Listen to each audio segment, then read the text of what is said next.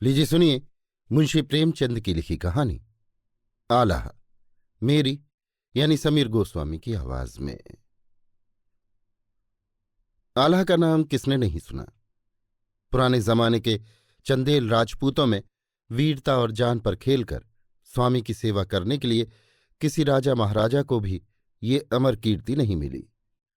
राजपूतों के नैतिक नियमों में केवल वीरता ही नहीं थी, बल्कि अपने स्वामी और अपने राजा के लिए जान देना भी उसका एक अंग था। आल्हा और ऊदल की जिंदगी इसकी सबसे बड़ी मिसाल है। सच्चा राजपूत क्या होता था और उसे क्या होना चाहिए, इसे जिस खूबसूरती से इन दोनों भाइयों ने दिखा दिया है, उसकी मिसाल हिंदुस्तान के किसी दूसरे हिस्से में मुश्किल से मिल सकेगी। आल्हा और ऊदल के मार्के और उनके कारनामे एक चंदेली कवि ने शायद उन्हीं के जमाने में गाए, और उसको इस सूबे में जो लोकप्रियता प्राप्त है वो शायद रामायण को भी न हो। ये कविता आल्हा ही के नाम से प्रसिद्ध है और 8-9 शताब्दियां गुजर जाने के बावजूद उसकी दिलचस्पी और सर्वप्रियता में अंतर नहीं आया। आल्हा गाने का इस प्रदेश में बड़ा रिवाज है। देहात में लोग हजारों की संख्या में आल्हा सुनने के लिए जमा होते हैं। शहरों में भी कभी कभी ये मंडलियां दिखाई दे जाती हैं। बड़े लोगों की अपेक्षा सर्वसाधारण में ये किस्सा अधिक लोकप्रिय है। किसी मजलिस में जाइए, हजारों आदमी जमीन के फर्श पर बैठे हुए हैं। सारी महफिल जैसे बेसुध हो रही है और आल्हा गाने वाला किसी मूढ़े पर बैठा हुआ अपना आलाप सुना रहा है। उसकी आवाज आवश्यकतानुसार कभी ऊंची हो जाती है और कभी मध्यम, मगर जब वो किसी लड़ाई और उसकी तैयारियों का जिक्र करने लगता है तो शब्दों का प्रवाह, उसके हाथों और भवों के इशारे, ढोल की मर्दाना लय और उन पर वीरतापूर्ण शब्दों का चुस्ती से बैठना, जो लड़ाई की कविताओं ही की अपनी एक विशेषता है, ये सब चीजें मिलकर सुनने वालों के दिलों में मर्दाना जोश की एक उमंग सी पैदा कर देते हैं। बयान करने का तर्ज ऐसा सादा और दिलचस्प और जबान ऐसी आम फहम है कि उसे समझने में जरा भी दिक्कत नहीं होती। वर्णन और भावों की सादगी कला के सौंदर्य का प्राण है। राजा परमाल देव चंदेल खानदान का आखिरी राजा था। 13वीं शताब्दी के आरंभ में वो खानदान समाप्त हो गया। महोबा, जो एक मामूली कस्बा है, उस जमाने में चंदेलों की राजधानी था। महोबा की सल्तनत दिल्ली और कन्नौज से आंखें मिलाती थी। आल्हा और ऊदल इसी राजा परमाल देव के दरबार के सम्मानित सदस्य थे। ये दोनों भाई अभी बच्चे ही थे कि उनका बाप जसराज एक लड़ाई में मारा गया। राजा को अनाथों पर तरस आया। उन्हें राजमहल में ले आए और मोहब्बत के साथ अपनी रानी मलिनहा के सुपुर्द कर दिया। रानी ने उन दोनों भाइयों की परवरिश और लालन पालन अपने लड़के की तरह किया। जवान होकर यही दोनों भाई बहादुरी में सारी दुनिया में मशहूर हुए। इन्हीं दिलावरों के कारनामों ने महोबे का नाम रोशन कर दिया है। बड़े लड़ैया महोबे वाले, जिनके बल को वार न पार। आल्हा और ऊदल राजा परमाल देव पर जान कुर्बान करने के लिए हमेशा तैयार रहते थे। रानी मलिनहा ने उन्हें पाला, उनकी शादियां की, उन्हें गोद में खिलाया। नमक के हक के साथ साथ इन एहसानों और संबंधों ने दोनों भाइयों को चंदेल राज का जानिसार रखवाला और राजा परमाल देव का वफादार सेवक बना दिया था। उनकी वीरता के कारण आसपास के सैकड़ों घमंडी राजा चंदेलों के अधीन हो गए। महोबा राज्य की सीमाएं नदी की बाढ़ की तरह फैलने लगीं और चंदेलों की शक्ति दूज के चांद से बढ़कर पूरनमासी का चांद हो गई। ये दोनों वीर कभी चैन से न बैठते थे। रणक्षेत्र में अपने हाथ का जौहर दिखाने की उन्हें धुन थी। सुख सेज पर उन्हें नींद न आती थी, और वो जमाना भी ऐसा ही बेचैनियों से भरा हुआ था। उस जमाने में चैन से बैठना दुनिया के पर्दे से मिट जाना था। बात बात पर तलवारें चलती और खून की नदियां बहती थीं। यहां तक कि शादियां भी खूनी लड़ाइयों जैसी हो गई थीं। लड़की पैदा हुई और शामत आ गई। हजारों सिपाहियों, सरदारों और संबंधियों की जानें दहेज में देनी पड़ती थीं। आल्हा और ऊदल उसी पुरशोर जमाने की सच्ची तस्वीरें हैं, और गौ कि ऐसी हालत और जमाने के साथ जो नैतिक दुर्बलताएं और विषमताएं पाई जाती हैं, उनके असर से वो भी बचे हुए नहीं हैं, मगर उनकी दुर्बलताएं उनका कसूर नहीं, बल्कि उनके जमाने का कसूर है। आल्हा का मामा माहिल एक काले दिल का, मन में द्वेष पालने वाला आदमी था। इन दोनों भाइयों का प्रताप और ऐश्वर्य उसके हृदय में कांटे की तरह खटका करता था। उसकी जिंदगी की सबसे बड़ी आरजू ये थी कि उनके बड़प्पन को किसी तरह खाक में मिला दे। इसी नेक काम के लिए उसने अपनी जिंदगी न्यौछावर कर दी थी। सैकड़ों वार किए, सैकड़ों बार आग लगाई, यहां तक कि आखिरकार उसकी नशा पैदा करने वाली मंत्रणाओं ने राजा परमाल को मतवाला कर दिया। लोहा भी पानी से कट जाता है। एक रोज राजा परमाल दरबार में अकेले बैठे हुए थे कि माहिल आया। राजा ने उसे उदास देखकर पूछा, भैया तुम्हारा चेहरा कुछ उतरा हुआ है? माहिल की आंखों में आंसू आ गए। मक्कार आदमी को अपनी भावनाओं पर जो अधिकार होता है वो किसी बड़े योगी के लिए भी कठिन है। उसका दिल रोता है मगर होंठ हंसते हैं। दिल खुशियों के मजे लेता है मगर आंखें रोती हैं। दिल डाह की आग से जलता है मगर जबान से शहद और शक्कर की नदियां बहती हैं।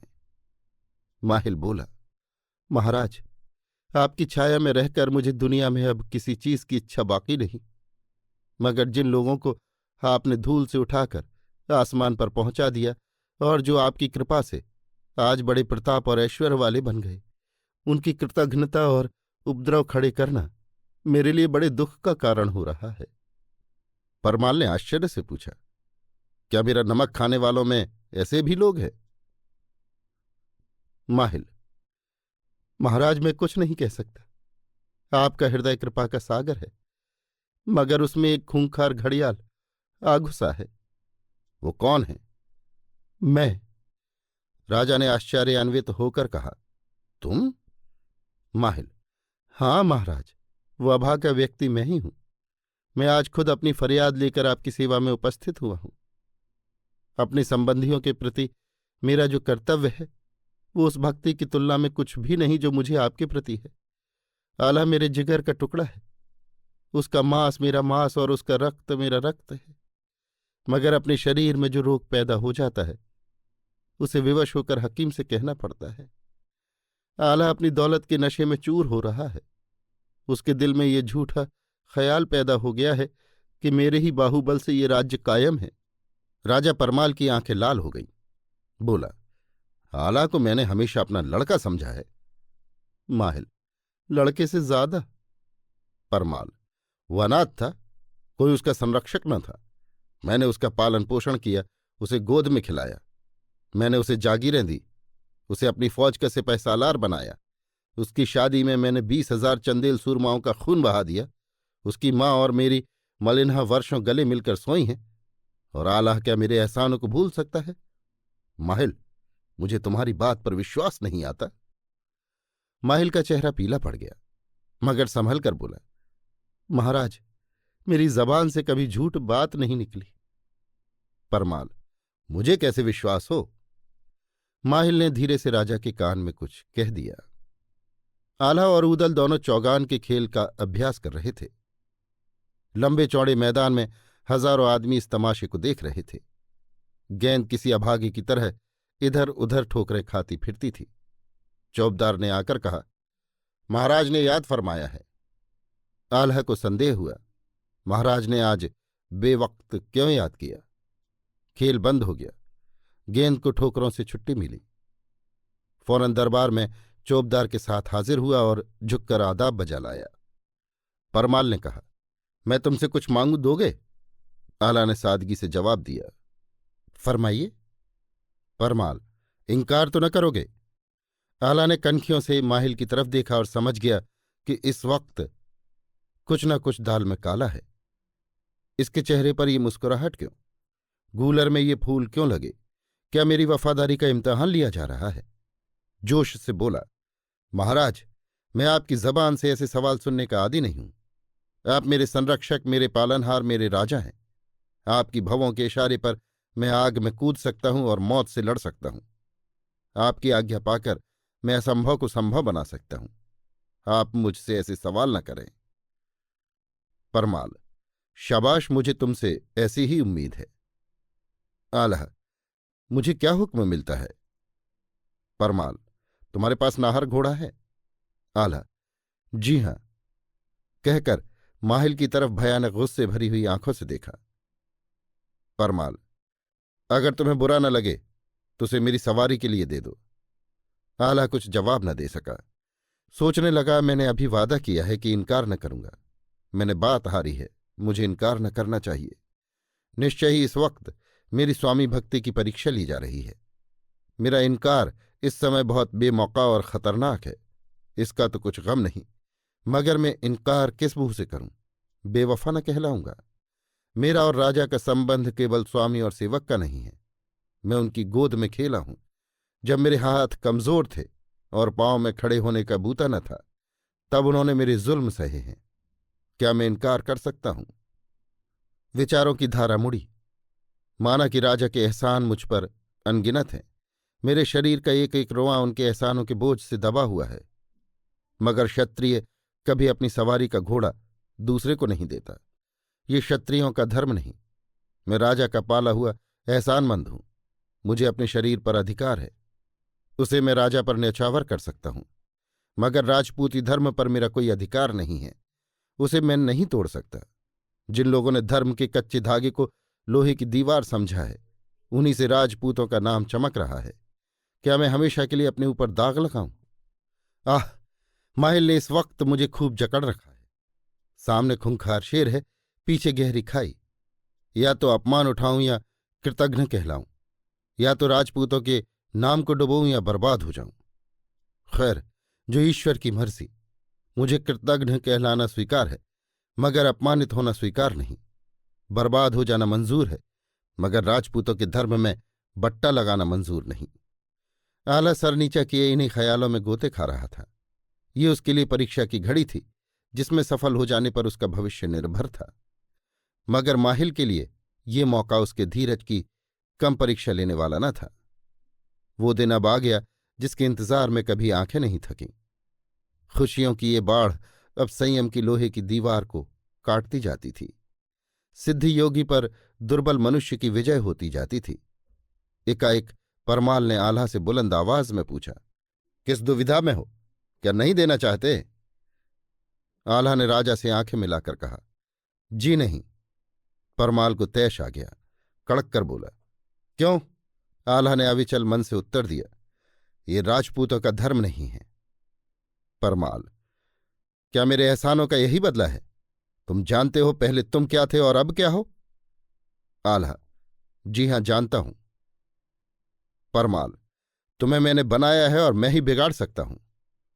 आल्हा से अब सब्र न हो सका। उसकी आंखें लाल हो गईं और त्योरियों पर बल पड़ गए।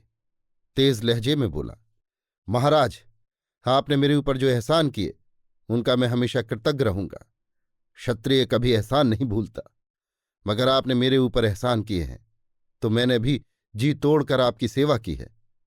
सिर्फ नौकरी और नमक का हक अदा करने का भाव मुझ में वो निष्ठा और गर्मी नहीं पैदा कर सकता जिसका मैं बार बार परिचय दे चुका हूं। मगर खैर, अब मुझे विश्वास हो गया कि इस दरबार में मेरा गुजर न होगा। मेरा आखिरी सलाम कबूल हो और अपनी नादानी से मैंने जो कुछ भूल की है वो माफ की जाए। माहिल की ओर देखकर उसने कहा, मामा जी, आज से मेरे और आपके बीच खून का रिश्ता टूटता है। आप मेरे खून के प्यासे हैं तो मैं भी आपकी जान का दुश्मन हूं। आला की मां का नाम देवल देवी था। उसकी गिनती उन हौसले वाली उच्च विचार स्त्रियों में है जिन्होंने हिंदुस्तान के पिछले कारनामों को इतना स्पृहणीय बना दिया है। उस अंधेरे युग में भी, जबकि आपसी फूट और बैर की एक भयानक बाढ़ मुल्क में आ पहुंची थी, हिंदुस्तान में ऐसी ऐसी देवियां पैदा हुई जो इतिहास के अंधेरे से अंधेरे पन्नों को भी ज्योतित कर सकती हैं। देवल देवी ने सुना कि आल्हा ने अपनी आन को रखने के लिए क्या किया तो उसकी आंखों में आंसू भर आए। उसने दोनों भाइयों को गले लगाकर कहा, बेटा, तुमने वही किया जो राजपूतों का धर्म था।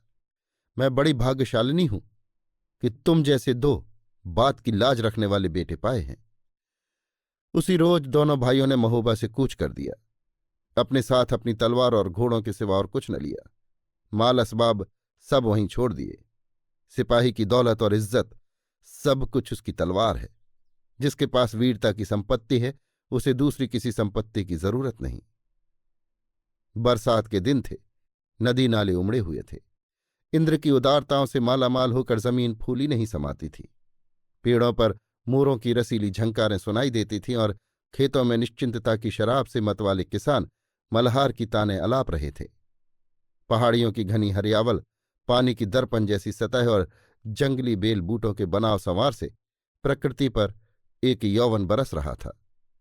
मैदानों की ठंडी ठंडी मस्त हवा, जंगली फूलों की मीठी मीठी सुहानी, आत्मा को उल्लास देने वाली महक और खेतों की लहराती हुई रंग बिरंग उपज ने दिलों में आरजुओं का एक तूफान उठा दिया था। ऐसे मुबारक मौसम में आल्हा ने महबूबा को आखिरी सलाम किया। दोनों भाइयों की आंखें रोते रोते लाल हो गई थीं, क्योंकि आज उनसे उनका देश छूट रहा था। इन्हीं गलियों में उन्होंने घुटनों के बल चलना सीखा था, इन्हीं तालाबों में कागज की नावें चलाई थीं, यहीं जवानी की बेफिक्रियों के मजे लूटे थे। इनसे अब हमेशा के लिए नाता टूटता था। दोनों भाई आगे बढ़ते जाते थे, मगर बहुत धीरे धीरे। ये ख्याल था कि शायद परमाल ने रूठने वालों को मनाने के लिए अपना कोई भरोसे का आदमी भेजा हो। घोड़ों को संभाले हुए थे, मगर जब महोबे की पहाड़ियों का आखिरी निशान आंखों से ओझल हो गया तो उम्मीद की आखिरी झलक भी गायब हो गई। उन्होंने, जिनका कोई देश न था, एक ठंडी सांस ली और घोड़े बढ़ा दिए। उनके निर्वासन का समाचार बहुत जल्द चारों तरफ फैल गया। उनके लिए हर दरबार में जगह थी। चारों तरफ से राजाओं के संदेश आने लगे। कन्नौज के राजा जयचंद ने अपने राजकुमार को उनसे मिलने के लिए भेजा। संदेशों से जो काम न निकला वो इस मुलाकात ने पूरा कर दिया। राजकुमार की खातिरदारियां और आवभगत दोनों भाइयों को कन्नौज खींच ले गई। जयचंद आंखें बिछाए बैठा था। आल्हा को अपना सेनापति बना दिया। आल्हा और ऊदल के चले जाने के बाद महोबे में तरह तरह के अंधेर शुरू हुए। परमाल कमजोर शासक था। मातहत राजाओं ने बगावत का झंडा बुलंद किया। ऐसी कोई ताकत न रही जो उन झगड़ालू लोगों को वश में रख सके। दिल्ली के राजा पृथ्वीराज की कुछ सेना सिमता से एक सफल लड़ाई लड़कर वापस आ रही थी। महोबे में पड़ाव किया। अक्खड़ सिपाहियों में तलवार चलते कितनी देर लगती है। चाहे राजा परमाल के मुलाजिमों की ज्यादती हो, चाहे चौहान सिपाहियों की। नतीजा ये हुआ कि चंदेलों और चौहानों में अनबन हो गई। लड़ाई छिड़ गई। चौहान संख्या में कम थे। चंदेलों ने आतिथ्य सत्कार के नियमों को एक किनारे रखकर चौहानों के खून से अपना कलेजा ठंडा किया और ये न समझे कि मुट्ठी भर सिपाहियों के पीछे सारे देश पर विपत्ति आ जाएगी, बेगुनाहों का खून रंग लाएगा। पृथ्वीराज को ये दिल तोड़ने वाली खबर मिली तो उसके गुस्से की कोई हद न रही। आंधी की तरह महोबे पर चढ़ दौड़ा और सिर को, जो इलाका महोबे का एक मशहूर कस्बा था, तबाह करके महोबे की तरफ बढ़ा। चंदेलों ने भी फौज खड़ी की, मगर पहले ही मुकाबले में उनके हौसले पस्त हो गए। आल्हा ऊदल के बगैर फौज बिन दूल्हे की बारात थी। सारी फौज तितर बितर हो गई। देश में तहलका मच गया। अब किसी क्षण पृथ्वीराज महोबे में आ पहुंचेगा, इस डर से लोगों के हाथ पांव फूल गए। परमाल अपने किए पर बहुत पछताया, मगर अब पछताना व्यर्थ था। कोई चारा न देखकर उसने पृथ्वीराज से 1 महीने की संधि की प्रार्थना की। चौहान राजा युद्ध के नियमों को कभी हाथ से न जाने देता था। उसकी वीरता उसे कमजोर, बेखबर और नामुस्तैद दुश्मन पर वार करने की इजाजत न देती थी। इस मामले में अगर वो इन नियमों का इतनी सख्ती से पाबंद न होता तो शहाबुद्दीन के हाथों उसे वो बुरा दिन न देखना पड़ता। उसकी बहादुरी ही उसकी जान की गाहक हुई। उसने परमाल का पैगाम मंजूर कर लिया। चंदेलों की जान में जान आई। अब सलाह मशविरा होने लगा कि पृथ्वीराज से क्यों कर मुकाबला किया जाए। रानी मलिनहा भी इस मशविरे में शरीक थी।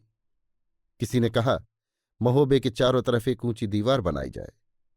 कोई बोला, हम लोग महोबे को वीरान करके दक्षिण की ओर चलें।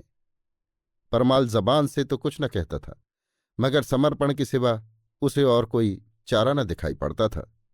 तब रानी मलिनहा खड़ी होकर बोली, चंदेल वंश के राजपूतों, तुम कैसी बच्चों की सी बातें करते हो? क्या दीवार खड़ी करके तुम दुश्मन को रोक लोगे? झाड़ू से कहीं आंधी रुकती है? तुम महोबे को वीरान करके भागने की सलाह देते हो। ऐसी कायरों जैसी सलाह औरतें दिया करती हैं। तुम्हारी सारी बहादुरी और जान पर खेलना अब कहाँ गया? अभी बहुत दिन नहीं गुजरे कि चंदेलों के नाम से राजे थर्राते थे। चंदेलों की धाक बंधी हुई थी। तुमने कुछ ही सालों में सैकड़ों मैदान जीते। तुम्हें कभी हार नहीं हुई। तुम्हारी तलवार की दमक कभी मंद नहीं हुई। तुम अब भी वही हो, मगर तुम में अब वो पुरुषार्थ नहीं है। वो पुरुषार्थ बनाफल वंश के साथ महोबे से उठ गया। देवल देवी के रूठने से चंडिका देवी भी हमसे रूठ गई। अब अगर कोई ये हारी हुई बाजी संभाल सकता है तो वो आला है। वही दोनों भाई इस नाजुक वक्त में तुम्हें बचा सकते हैं। उन्हीं को मनाओ, उन्हीं को समझाओ। उन पर महोबे के बहुत हक हैं। महोबे की मिट्टी और पानी से उनकी परवरिश हुई है। वो महोबे के हक कभी भूल नहीं सकते। उन्हें ईश्वर ने बल और विद्या दी है। वही इस समय विजय का बीड़ा उठा सकते हैं। रानी मलिनहा की बातें लोगों के दिलों में बैठ गई। जगना भाट आल्हा और ऊदल को कन्नौज से लाने के लिए रवाना हुआ। ये दोनों भाई राजकुंवर लाखन के साथ शिकार खेलने जा रहे थे कि जगना ने पहुंचकर प्रणाम किया। उसके चेहरे से परेशानी और झिझक बरस रही थी। आल्हा ने घबराकर पूछा, कविश्वर यहां कैसे भूल पड़े? महोबे में तो सब खैरियत है। हम गरीबों को क्यों कर याद किया? जगना की आंखों में आंसू भर आए। बोला, अगर खैरियत होती तो तुम्हारी शरण में क्यों आता? मुसीबत पड़ने पर ही देवताओं की याद आती है। महोबे पर इस समय इंद्र का कोप छाया हुआ है। पृथ्वीराज चौहान महोबे को घेरे पड़ा है। नरसिंह और वीर सिंह तलवारों की भेंट हो चुके हैं। सिर को सारा राख का ढेर हो गया। चंदेलों का राज वीरान हुआ जाता है। सारे देश में कोहराम मचा हुआ है। बड़ी मुश्किलों से 1 महीने की मोहलत ली गई है और मुझे राजा परमाल ने तुम्हारे पास भेजा है। इस मुसीबत के वक्त हमारा कोई मददगार नहीं है। कोई ऐसा नहीं है जो हमारी हिम्मत बंधाए। जब से तुमने महोबे से नाता तोड़ा है तब से राजा परमाल के होठों पर हंसी नहीं आई।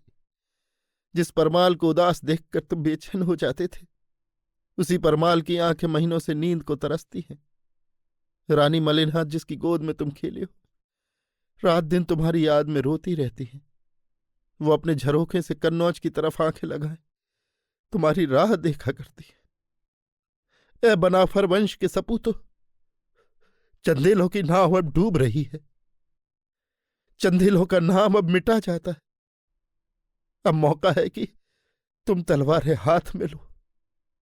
अगर इस मौके पर तुमने डूबती हुई नाव को ना संभाला तो तुम्हें हमेशा के लिए पछताना पड़ेगा, क्योंकि इस नाम के साथ तुम्हारा और तुम्हारे नामी बाप का नाम भी डूब जाएगा। आल्हा ने रूखेपन से जवाब दिया, हमें इसकी अब कुछ परवाह नहीं। हमारा और हमारे बाप का नाम तो उसी दिन डूब गया जब हम बेकसूर महोबे से निकाल दिए गए। महोबा मिट्टी में मिल जाए, चंदेलों का चिराग गुल हो जाए, अब हमें जरा भी परवाह नहीं है।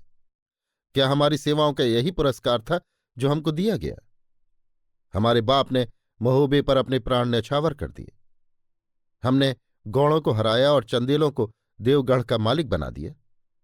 हमने यादवों से लोहा लिया और कठियार के मैदानों में चंदेलों का झंडा गाड़ दिया। मैंने इन्हीं हाथों से कछवाहों की बढ़ती हुई लहर को रोका। गया का मैदान हम ही ने जीता। रीवा का घमंड हम ही ने तोड़ा। मैंने ही मेवात से खिराज लिया। हमने ये सब कुछ किया और इसका हमको ये पुरस्कार दिया गया है। मेरे बाप ने 10 राजाओं को गुलामी का तौक पहनाया। मैंने परमाल की सेवा में 7 बार प्राणलेवा जख्म खाए, 3 बार मौत के मुंह से निकल आया। मैंने 40 लड़ाइयां लड़ी और कभी हार कर ना आया। ऊदल ने 7 खूनी मार के जीते। हमने चंदेलों की बहादुरी का डंका बजा दिया। चंदेलों का नाम हमने आसमान तक पहुंचा दिया और इसका ये पुरस्कार हमको मिला है। परमाल अब क्यों उसी दगाबाज माहिल को अपनी मदद के लिए नहीं बुलाते जिसको खुश करने के लिए मेरा देश निकाला हुआ था? जगना ने जवाब दिया, आल्हा, ये राजपूतों की बातें नहीं है। तुम्हारे बाप ने जिस राज पर प्राण न्यौछावर कर दिए, वही राज अब दुश्मन के पांव तले रौंदा जा रहा है। उसी बाप के बेटे होकर भी क्या तुम्हारे खून में जोश नहीं आता? वो राजपूत जो अपनी मुसीबत में पड़े हुए राजा को छोड़ता है, उसके लिए नरक की आग के सिवा और कोई जगह नहीं। तुम्हारी मातृभूमि पर बर्बादी की घटा छाई हुई है। तुम्हारी माएं और बहनें दुश्मनों की आबरू लूटने वाली निगाहों का निशाना बन रही हैं। क्या अब भी तुम्हारे खून में जोश नहीं आता? अपने देश की ये दुर्गत देखकर भी तुम कन्नौज में चैन की नींद सो सकते हो? देवल देवी को जगना के आने की खबर हुई। उसने फौरन आल्हा को बुलाकर कहा, बेटा पिछली बातें भूल जाओ और आज ही महोबे चलने की तैयारी करो। आल्हा कुछ जवाब न दे सका, मगर ऊदल झुंझला कर बोला, हम अब महोबे नहीं जा सकते। क्या तुम्हें वो दिन भूल गए जब हम कुत्तों की तरह महोबे से निकाल दिए गए? महोबा डूबे या रहे, हमारा जी उससे भर गया। अब उसको देखने की इच्छा नहीं है। अब कन्नौज ही हमारी मातृभूमि है। राजपूतनी बेटे की जबान से ये पाप की बात न सुन सकी, तैश में आकर बोली, ऊदल, तुझे ऐसी बातें मुंह से निकालती हुई शर्म नहीं आती? काश ईश्वर मुझे बांझ ही रखता कि ऐसे बेटों की मां न बनती। क्या इन्हीं बनाफर वंश के नाम पर कलंक लगाने वालों के लिए मैंने गर्भ की पीड़ा सही थी? नालायको, मेरे सामने से दूर हो जाओ, मुझे अपना मुंह न दिखाओ। तुम जसराज के बेटे नहीं हो। तुम जिसकी रान से पैदा हुए हो वो जसराज नहीं हो सकता। ये मर्मांतक चोट थी। शर्म से दोनों भाइयों के माथे पर पसीना आ गया। दोनों उठ खड़े हुए और बोले, माता, अब बस करो, हम ज्यादा नहीं सुन सकते। हम आज ही महोबे जाएंगे और राजा परमाल की खिदमत में अपना खून बहाएंगे। हम रणक्षेत्र में अपनी तलवारों की चमक से अपने बाप का नाम रोशन करेंगे। हम चौहान के मुकाबले में अपनी बहादुरी के जौहर दिखाएंगे और देवल देवी के बेटों का नाम अमर कर देंगे। दोनों भाई कन्नौज से चले, देवल भी साथ थी। जब ये रूठने वाले अपनी मातृभूमि में पहुंचे तो सूखे धानों में पानी पड़ गया। टूटी हुई हिम्मतें बंध गईं। 1,00,000 चंदेल इन वीरों की अगवानी करने के लिए खड़े थे। बहुत दिनों के बाद वो अपनी मातृभूमि से बिछड़े हुए इन दोनों भाइयों से मिले। आंखों ने खुशी के आंसू बहाए। राजा परमाल उनके आने की खबर पाते ही कीरत सागर तक पैदल आया। आला और ऊदल दौड़कर उसके पांव से लिपट गए। तीनों की आंखों से पानी बरसा और सारा मनमुटाव धुल गया। दुश्मन सर पर खड़ा था, ज्यादा आतिथ्य सत्कार का मौका न था। वही कीरत सागर के किनारे देश के नेताओं और दरबार के कर्मचारियों की राय से आला फौज का सेनापति बनाया गया। वहीं मरने मारने के लिए सौगंधें खाई गईं। वहीं बहादुरों ने कस्में खाई कि मैदान से हटेंगे तो मरकर हटेंगे। वहीं लोग एक दूसरे के गले मिले और अपनी किस्मतों का फैसला करने चले। आज किसी की आंखों में और चेहरे पर उदासी के चिन्ह न थे। औरतें हंस हंसकर अपने प्यारों को विदा करती थीं। मर्द हंस हंसकर स्त्रियों से अलग होते थे, क्योंकि ये आखिरी बाजी है। इसे जीतना जिंदगी और हारना मौत है। उस जगह के पास जहां अब और कोई कस्बा आबाद है, दोनों फौजों का मुकाबला हुआ और 18 दिन तक मारकाट का बाजार गर्म रहा। खूब घमासान लड़ाई हुई। पृथ्वीराज खुद लड़ाई में शरीक था। दोनों दल दिल खोलकर लड़े। वीरों ने खूब अरमान निकाले और दोनों तरफ की फौजें वहीं कट मरी। 3,00,000 आदमियों में सिर्फ 3 आदमी जिंदा बचे। एक पृथ्वीराज, दूसरा चंदा भाट, तीसरा आल्हा। ऐसी भयानक, अटल और निर्णायक लड़ाई शायद ही किसी देश और किसी युग में हुई हो। दोनों ही हारे और दोनों ही जीते। चंदेल और चौहान हमेशा के लिए खाक में मिल गए, क्योंकि थानेसर की लड़ाई का फैसला भी इसी मैदान में हो गया। चौहानों में जितने अनुभवी सिपाही थे वो सब औरई में काम आए। शहाबुद्दीन से मुकाबला पड़ा तो नौसिखिए अनुभवहीन सिपाही मैदान में लाए गए और नतीजा वही हुआ जो हो सकता था। आल्हा का कुछ पता न चला कि कहाँ गया। कहीं शर्म से डूब मरा या साधु हो गया। जनता में अब तक यही विश्वास है कि वो जिंदा है। लोग कहते हैं कि वो अमर हो गया। ये बिल्कुल ठीक है, क्योंकि आल्हा सचमुच अमर है और वो कभी मिट नहीं सकता। उसका नाम हमेशा कायम रहेगा। अभी आप सुन रहे थे मुंशी प्रेमचंद की लिखी कहानी आल्हा, मेरी यानी समीर गोस्वामी की आवाज में।